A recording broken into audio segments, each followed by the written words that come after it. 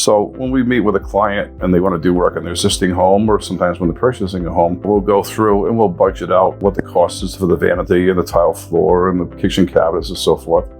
And through that process, we come up with a budget for that work. Just like in any other renovation, like somebody doing a kitchen for somebody, we'll move the appliances into the adjacent dining room. They'll barbecue, they'll get pizza, they'll get Chinese food, they'll make alternative eating arrangements.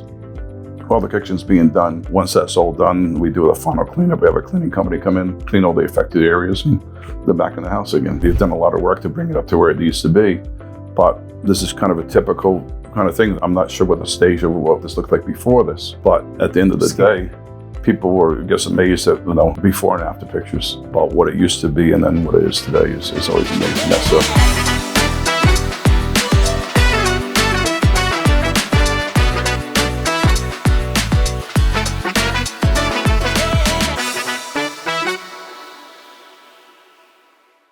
Welcome everybody, I am Kamil Sarji, your host of Just 2 Minutes, and today I have Bob the Builder here. Bob, you want to tell us about yourself? Sure. I'm Bob Brierley. I own Calyx Homes and Calyx Retrofit construction company and a weatherization company. We're based in Lincoln, Rhode Island. I've been doing this for the last 40 years. We do a combination of weatherization for existing homes for RISE and the Mass State program in Massachusetts and Rhode Island. And we do residential remodeling and renovation. So houses, take it right down to the studs, add additions, kitchens, and bathrooms. Awesome. I said Bob the Builder because you're the original Bob the Builder. That's what I've been called that for a lot of years. When I first started, I was 27 years old. They called me the Bob the Boy Builder back then. So as the TV show came on, I've had a lot of stories. A lot of kids have been excited to meet Bob the Builder on site. So it's always been a lot of fun. That's cool. I'm sure that gets you, like people feel safe hiring you. They do. It's interacting with, I have 3 children. I have a granddaughter. And being able to interact with children gives them a point of confidence that you're good people, that you want to have somebody that you're going to be wearing somebody's house for as much as a year sometimes on some of these larger projects. And you want the customer to feel comfortable that they welcome us into their home. Nice. So Bob's here today because we're going to be talking about 203K loans and how that looks like on his side. We're not lenders. We work with lenders to get this type of loan, and Bob knows the process, so he's here today to answer that. But most importantly, you're here for the Just 2 Minutes questions. Okay. All right. So I got my timer over here. Are you ready for action? Go for it. Okay. So what's the purpose of those guys that are running around with tight socks, green suits with the green hat? What's their purpose? Where is this, please? Yeah, those guys that are running around with those are their short little guys with the hat, the green hat. You talking leprechauns? Yeah. What's their purpose? They're to show us where the pot of gold is located, so that way we can take care of our families and get richer in every part of our lives. Okay. So if the world, we ran out of water, but scientists came up with 2 liquids that we can drink. Tastes like water, hydrates us. One is red and one is blue. Which one would you choose to drink for the rest of your life? I would pick the red one. Red one. Interesting. Okay. What's your favorite jet ski? I don't know the name of the jet skis. I have gone in Mexico and Thailand and some other places, but I don't have a favorite one. But they are fun. So where's the best place for you that you've... Narragansett Bay. So you go in Narragansett Bay early in the morning before the boats are out there. You go on water skiing and get out there when it's like a sheet of glass. And you just go for miles and miles. You actually get tired before you just run out of energy because they go so fast and it's so much fun. Okay. What's your favorite dish?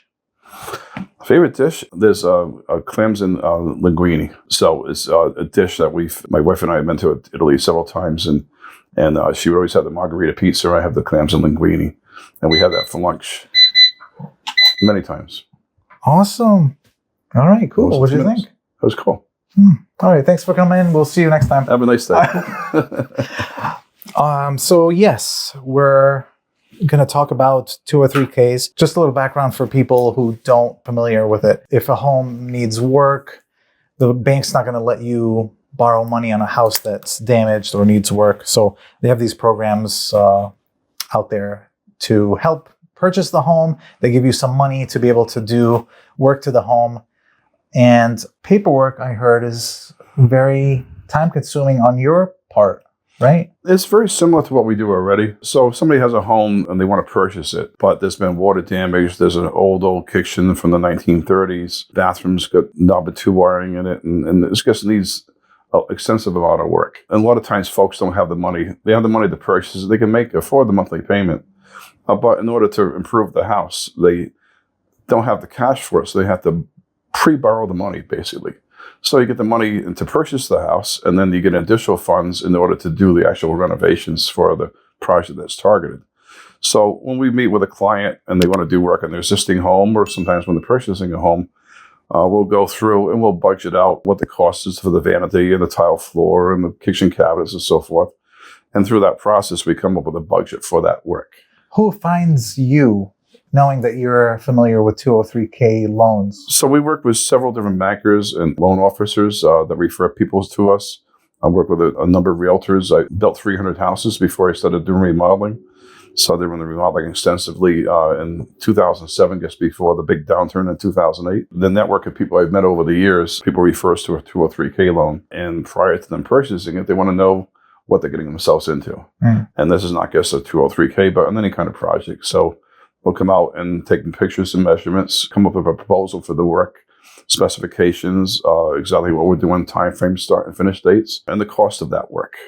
So then that work is a big part of what has to happen for the bank's purposes for the 203K loan. So we convert that into the documentation that the bank's looking for. Banks do a little bit different in that they have categories. So they'll have category cabinets, let's say $10,000 for the kitchen cabinets.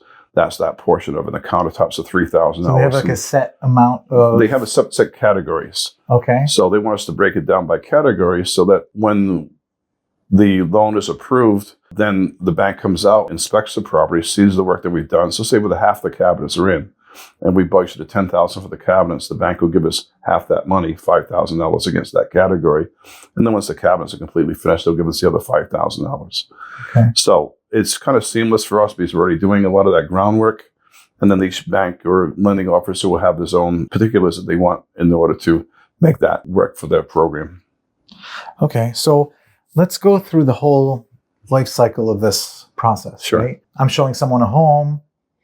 The second floor is not done. And, it's... So if the bank sends an appraiser, the appraiser's going to be like, yeah, this is not a livable home or, whatever. It's not going to appraise at the value. But so at that point, what do? I talk to the lender. Lender sends me... So generally, when you're looking at a house that needs work on it and the client doesn't have the cash to finish it off, usually we get to call you before you talk to the lender. Who calls you? Usually the realtor or the client will call us. How do they know about you and that you're familiar with?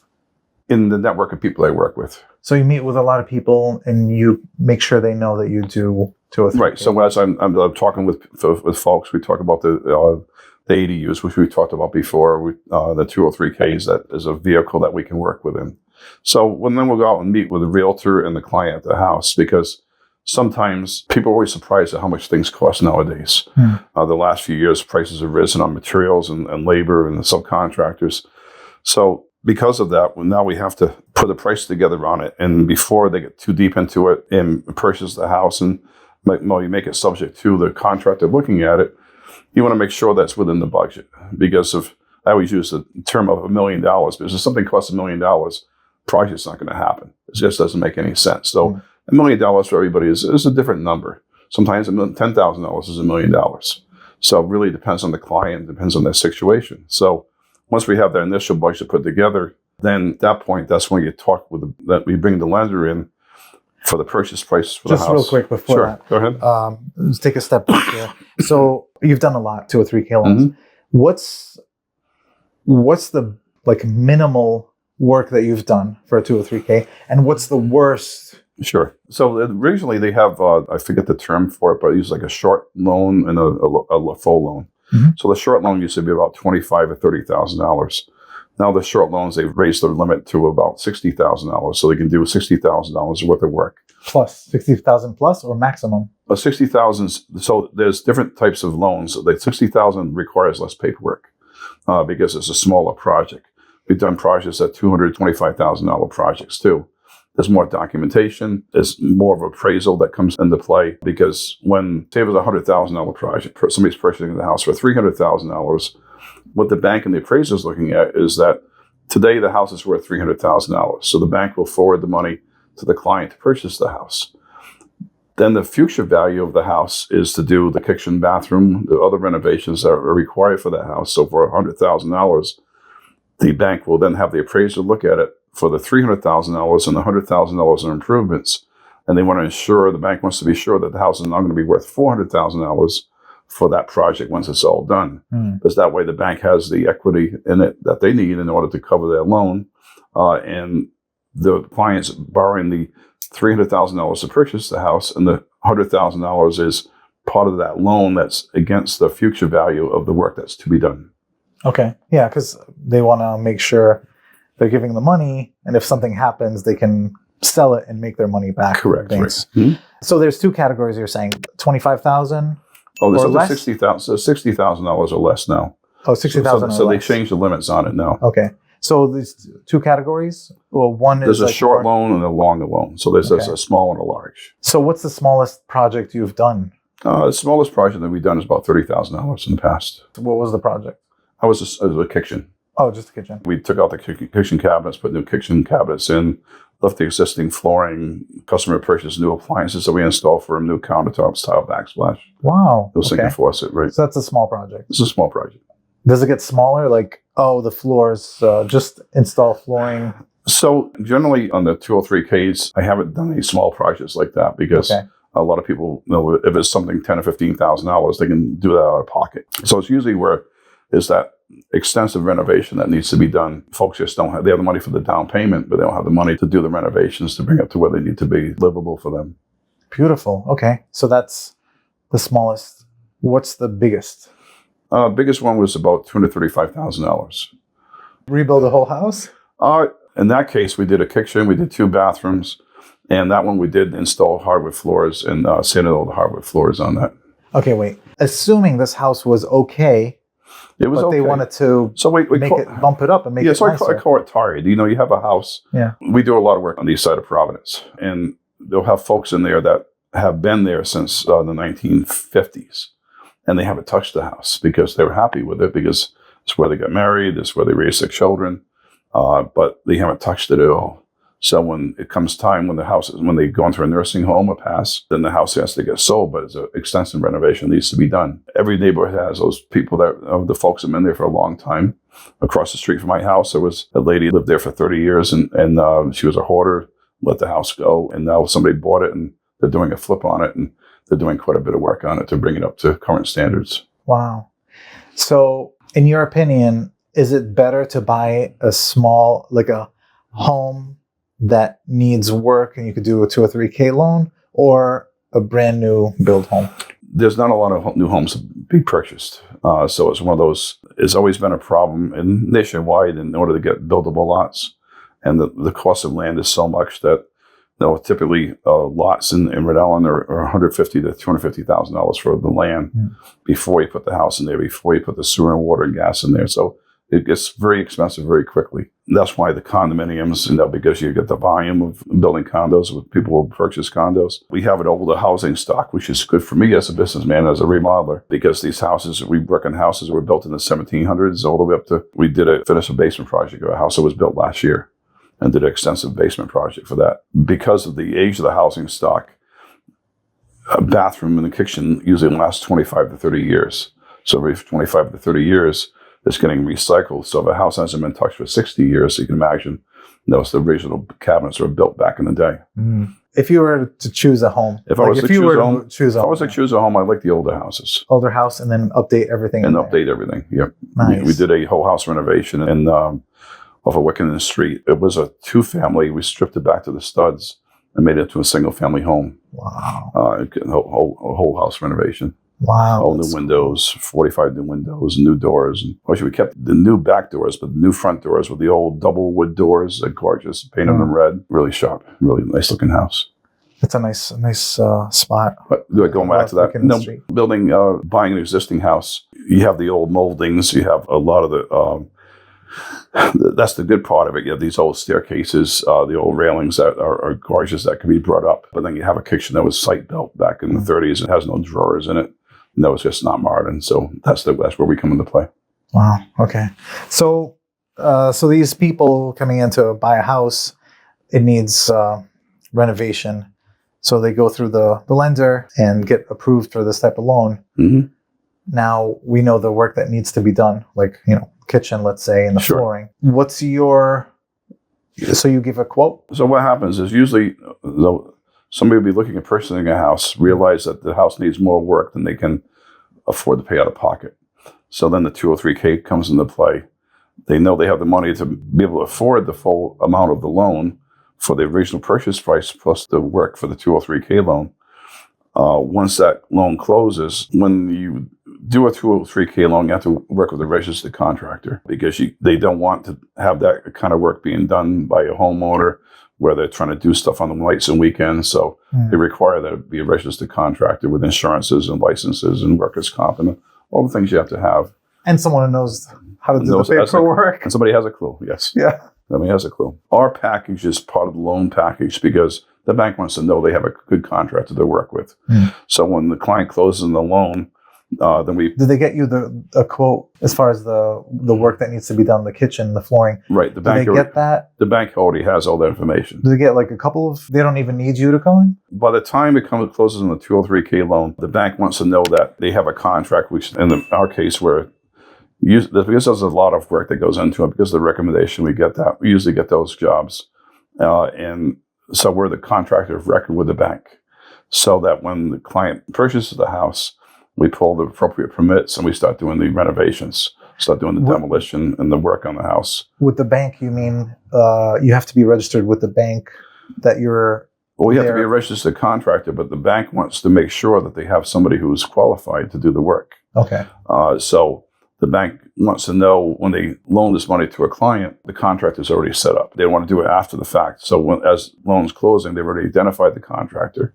We're already the contractor of record with the bank, and that they already know that when the time comes, we have the inspectors. The bank comes out and does an inspection as the work is being done. There's a schedule of values for that loan. So if the cabinets are $10,000 and the plumbing's $10,000, then as that work is being done, if it's 50% done, 75% done, then they disperse the money to us as that work is being done.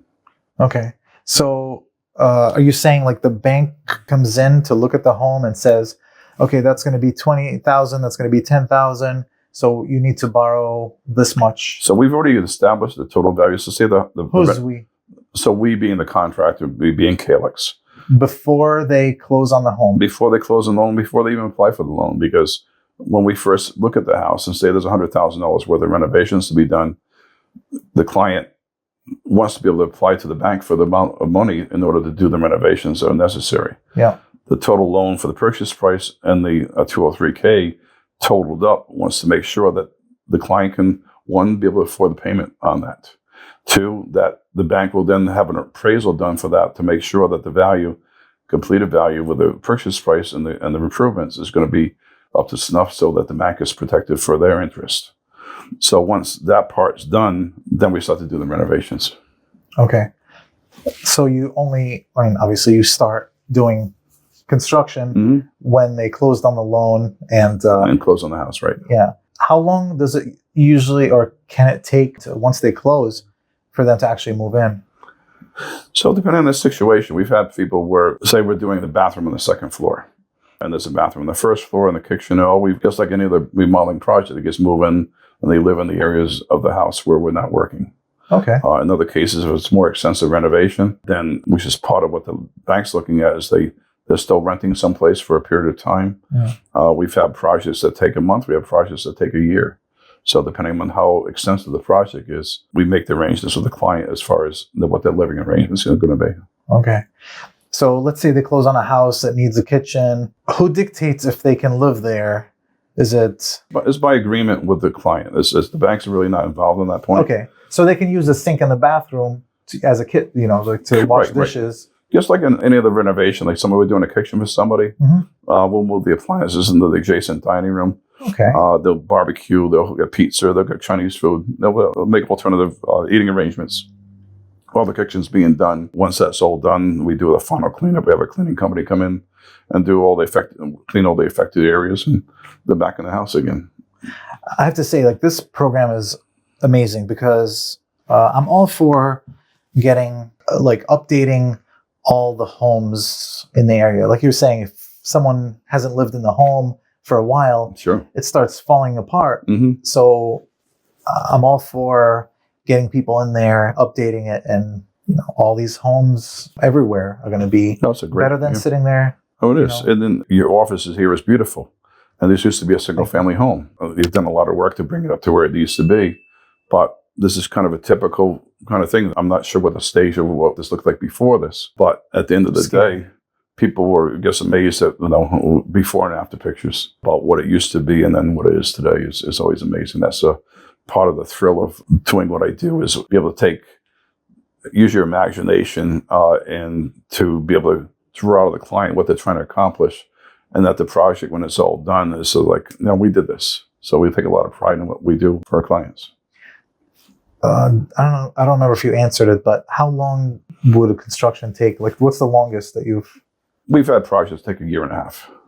Oh my gosh! So whole house renovation. So the house off of Wickenden Street, we did a whole house renovation for. They moved from New Jersey. They rented a house in Edgewood and Cranston. The first 8 months, they were still living in New Jersey. Sold that house, and they rented a house in Edgewood until the project we were working on was completed. Amazing. So every situation is different. Okay. So you don't have to worry about, like, how's it going? Are you guys done? Do you get that a lot? And it always seems like it goes too long. Yeah. Even when it goes fast, it's too long. Because there's a lot that goes into these projects. It even gets on the inspections alone. We were talking about this with a client that we're doing. We're moving a laundry room. It's house in East Greenwich. We're creating a bathroom. We're enlarging an ensuite bathroom and moving a laundry room to another part of the house. That project is going to be about 4 months to do that project, to do 2 bathrooms and a laundry. About 3 weeks of that's for the inspections. You have to do the inspections properly. One, I can lose my registration. 2, you want to make sure that everything's done properly. And if it's done, you don't do the inspections, you don't pull permits on projects. If there's a problem, and they say there's an electrical fire, the insurance company can deny you for the insurance because you haven't properly done all the inspections on it. So it's really important on a lot of levels. Okay. How you get paid? You mentioned there's 50% done, 75% done. Mm-hmm. Who dictates what? When do you get paid? So once the loan is closed with the bank for the 203K, using the $100,000 example, the banks will, and the 203K, which is advantageous to Calyx, is usually there's a down payment. So somebody will give us a down payment, 10%, 15% of the project. In the 203 case, we have to start doing our work. So we have to front money. We have to start doing our work beforehand, pay for the permits and everything. And then the bank appraiser comes in. So the bank appraises, usually the appraiser that's done the original appraisal on the house and the renovations to be done on that. And then they come back and look at it and say, of the $100,000 worth of work, the inspections are anywhere from 3 to 5 payment that go onto a 203K. So they break it up by project? No, by category. Like so kitchen. Right. So they have cabinets, plumbing, electrical work, plastering, insulation, windows, doors. So they have multiple categories. Okay. So if you look around, there's finished carpentry, there's wood flooring in here, there's light fixtures, there's smoke alarms.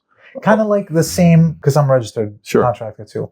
Kind of like the same way when you have the studs up, the town inspector to come in. Right. Okay, you're good.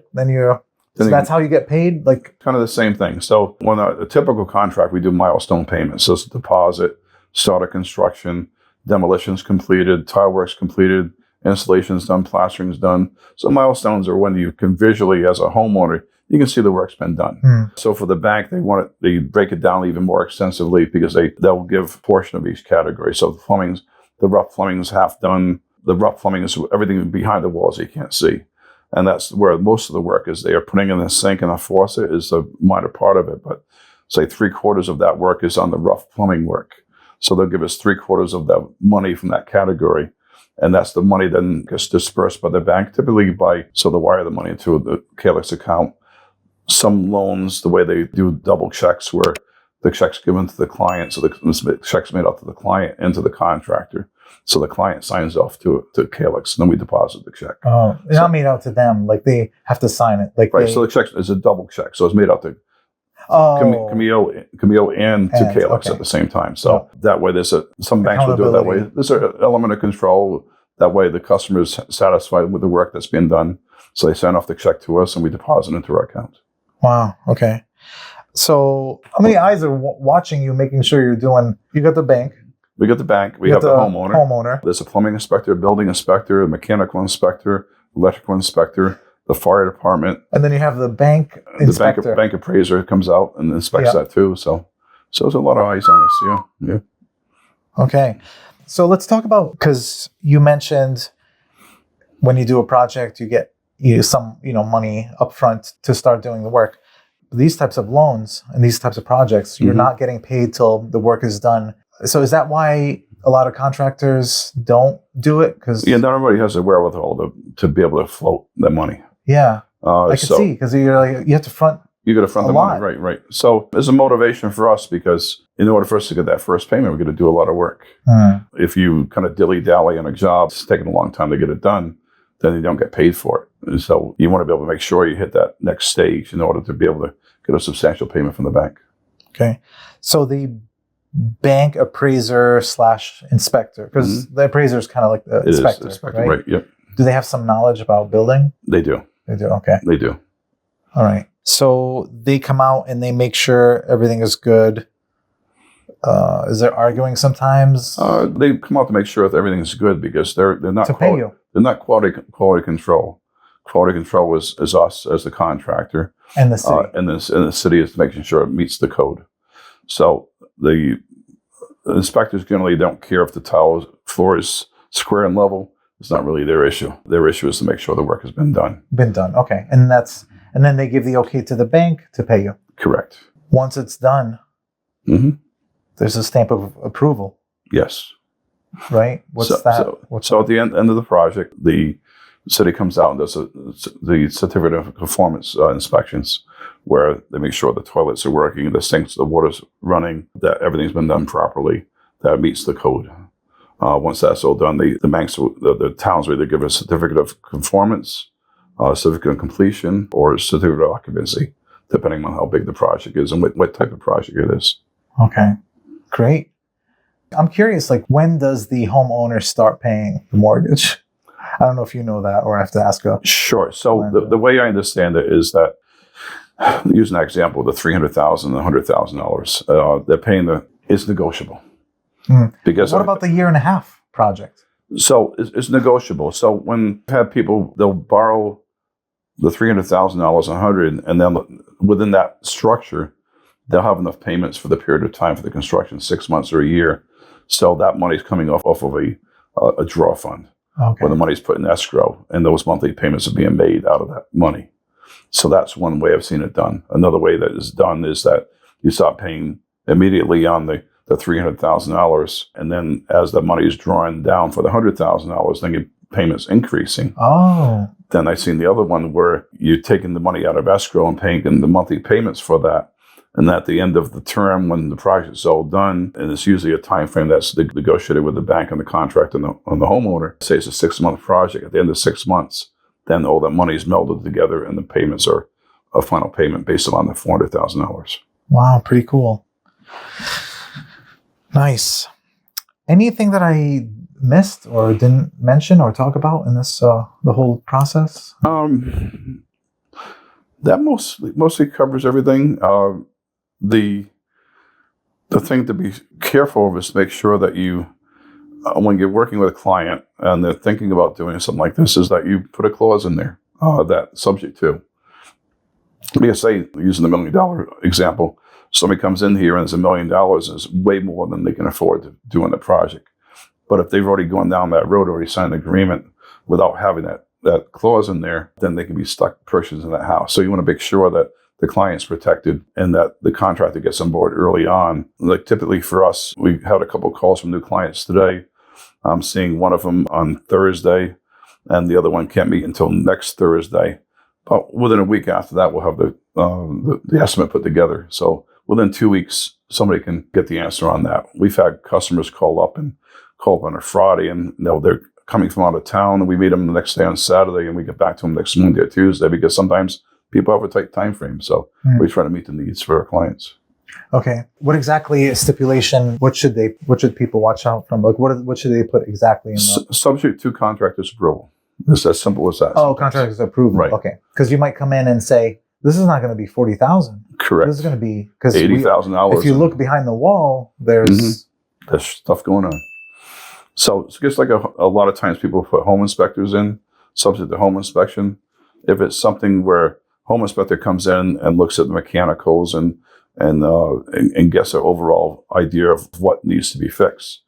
But as a 203K contractor, if we're going in there and looking at the work that needs to be done in the house, and like using your example, they think it's going to cost 40, but it really costs 80 because of the site conditions, then they still have the opportunity to back out of the deal. Okay. And that way they're protected.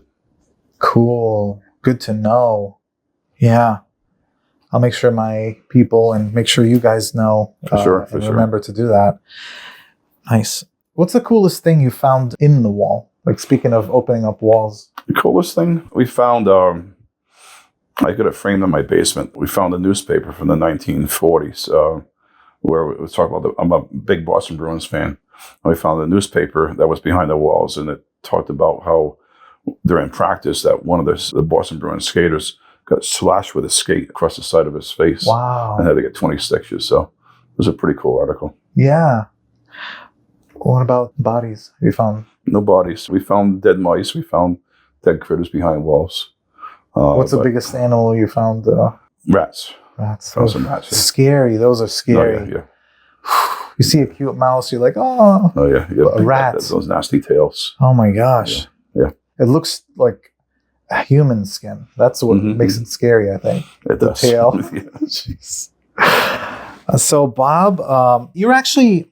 I'm going to show this. So, January edition of Rhode Island Monthly. You're in here on a project that you worked on. Yeah, we didn't even know what was going in. So we did work for Dr. Brown and his wife, Mara Brown. They work at Rhode Island Hospital.